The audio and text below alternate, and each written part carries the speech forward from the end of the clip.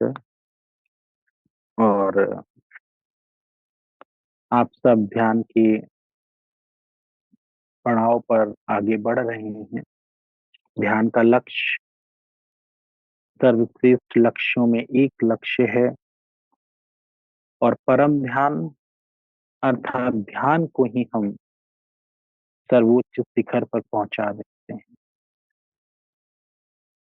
जब भी हम इस संसार में अपना रोल अदा कर रहे होते हैं, अपने परिवार के बीच, अपने समाज के बीच, अपने देश के प्रति, अपने इस जितना भी ब्रह्मांड का क्षेत्र है हम देख रहे हैं, कभी कभी बहुत सारी बातें हम सबके मन में मिथ के रूप में या फिर एक वहम के रूप में, कंफ्यूजन के रूप में हम सबके मन में आती हैं। और जितना हम कंफ्यूजन से दूर रहते हैं, आप सबको मेरी आवाज आ रही है? Everyone getting my voice? Please raise your hand if not. Okay, thank you. So जितना हम इन वहम से और अहम से, वहम क्या होता है? डाउट, है ना, इल्यूजन, कंफ्यूजन। और अहम क्या होता है? हमारा अहंकार। वहम और अहम, इन दो चीजों से जितना हम दूर रहते हैं, हम जीवन के शिखर में आगे की ओर बढ़ते जाते हैं। क्योंकि क्या होता है, आजकल थोड़ी सी प्राप्ति हो जाए और ये बहुत ही कभी कभी हास्यास्पद बात रहती है, हंसी की बात रहती है कि हम भौतिक धन हो जाने से कभी कभी आपने देखा होगा, उसमें भी हमें एक ऐसा अहंकार आने लगता है। आध्यात्मिक क्षेत्र में भी अगर हम आगे बढ़ रहे हैं, तब भी हमारे अंदर अहंकार भाव नहीं होना चाहिए। क्योंकि अहंकार पतन की जड़ है। अहंकार आपको नीचे ले आता है। ये हमेशा सदैव आप अपने मन में रखें। किसी भी प्रकार का ईगो आपको कभी भी धोखे में डाल सकता है। इसलिए ये प्रति भाव होकर रहें, आप जहां भी रह रहे हैं, जिस जगह भी रह रहे हैं, स्वयं को सदैव प्रति भाव में रखें। ये सब कुछ किसका दिया हुआ है, ये जरूर आपके मन में भान रहे। ये बात अहम की किया। और वहम, वहम अर्थात छोटी छोटी बातों में हमें संदेह होना। कभी कभी होता है, हमारे आसपास के लोग या फिर जहां पर भी हम हैं, कुछ बातों में हमें संदेहपूर्ण चीजें मिलती हैं, हमारे विचारों में संदेह आने लगता है। तो जैसा कि आपको बताया है कि विचार सागर मंथन जितना हम करेंगे, हाँ, ध्यान के साथ साथ हमारा चिंतन मनन जितना स्ट्रांग होता जाएगा, उतना आप वहम से दूर होते जाएंगे। ये आप प्रैक्टिकल अपनी लाइफ में करिए और देखिए, उसके बाद आप खुद फील करेंगे, महसूस करेंगे।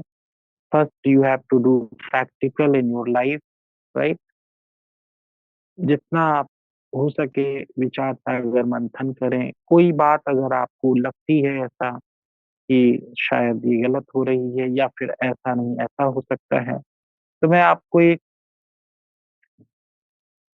जिसको कि कहते हैं कि ब्रह्म विद्या कह लीजिए, ब्रह्म विद्या है या ब्रह्म बाण है, कि आप एकांत में बैठ जाएं और अपने ध्यान की शक्ति को यूज करें उस समय, और ध्यान की शक्ति से उस बात पर विचार सागर मंथन करें।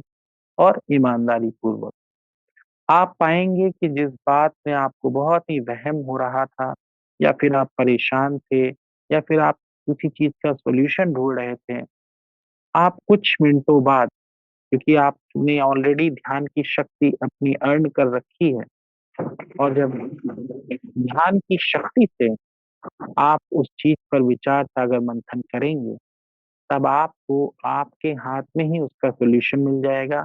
या फिर अगर किसी प्रकार का वहम है, विचार है, परेशान आप हो रहे हैं, तो निश्चित रूप से बहुत अधिक संभावनाएं हैं कि आप उससे मुक्ति प्राप्त कर लें।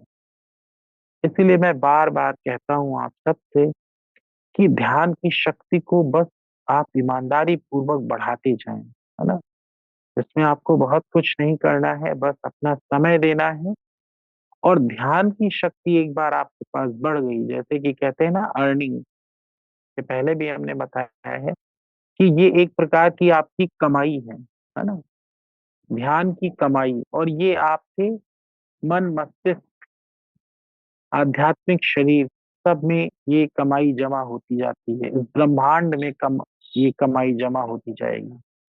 ये कोई चोर लूट नहीं लग सकता। लेकिन हाँ, अगर हम अहंकार के चक्कर में आ गए या फिर किसी और चक्कर में आए किसी की बातों में, तो ये आपकी ध्यान की कमाई गायब हो सकती है। इसलिए इसको सुरक्षित रखने का एक मंत्र है कि आप अहम और वहम से दूर रहें। और दूसरा ये है कि जब भी आपको कोई आपके मन में कोई दुविधा हो, आपके मन में बहुत तनाव आ रहा हो, आप एकांत में 5 से 10 मिनट बैठें और उस ध्यान की शक्ति का प्रयोग करें। आप पाएंगे कि आपकी वो समस्या कुछ ही क्षणों में गायब हो गई। और साथ साथ अगर आपको लगता है कि वो कंटिन्यू है, तब आप और इसका डेली बेसिस पर अभ्यास करेंगे। निश्चित रूप से आपको ऐसा लगेगा कि जो समस्या बहुत दिन से हमारे मन में बनी हुई, वो ध्यान की शक्ति से आपने कुछ ही मिनटों में सॉल्व कर ली।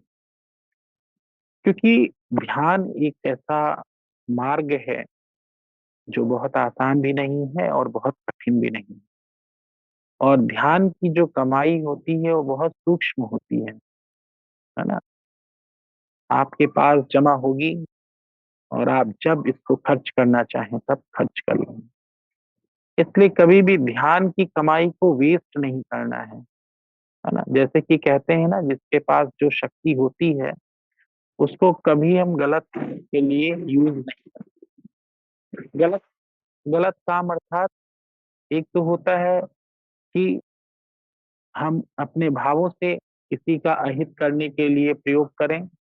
लेकिन दूसरा ये होता है कि हम बहुत ही भोले हो जाते हैं, कभी कभी जाने अनजाने में हम अपने ध्यान की शक्ति को व्यर्थ की बातों में लगा देते हैं। तो जब आप व्यर्थ की बातों में लगा देते हैं, तो इससे क्या होगा कि ये ठीक वैसे ही हो गया कि जैसे आप जानते हैं कि जो फ्लावर्स होते हैं उनको एक्सट्रैक्ट करके हम क्या बनाते हैं, सेंट बनाते हैं, खुशबू बनाते हैं, है ना, केवड़ा इत्यादि बनाते हैं। और केवड़ा बनाने के बाद हम उसको फेंक दें, तो क्या होगा, सारी मेहनत हमारी बेकार हो जाएगी। ठीक वैसे ही ध्यान की जो शक्ति है, अगर आपने अच्छे से ध्यान किया है, आपके पास अर्न हो गई है, तो आप इसको अपने ही मनन चिंतन में यूज कर लें। क्योंकि जब आप अपने मनन चिंतन में यूज कर लेंगे तो आपके पास और ही पुख्ता रूप से सीमेंटेड हो जाएगी। कहने का मतलब, आपके विचार के रूप में, आपके अपने कॉन्सेप्ट के रूप में आपके पास ये स्टोर हो जाएगी। और आपके जीवन में ये कहीं ना कहीं परिलक्षित हो जाएगी, यानी कि आपके नेचर में आ जाएगी। तो इसलिए ध्यान और मनन शक्ति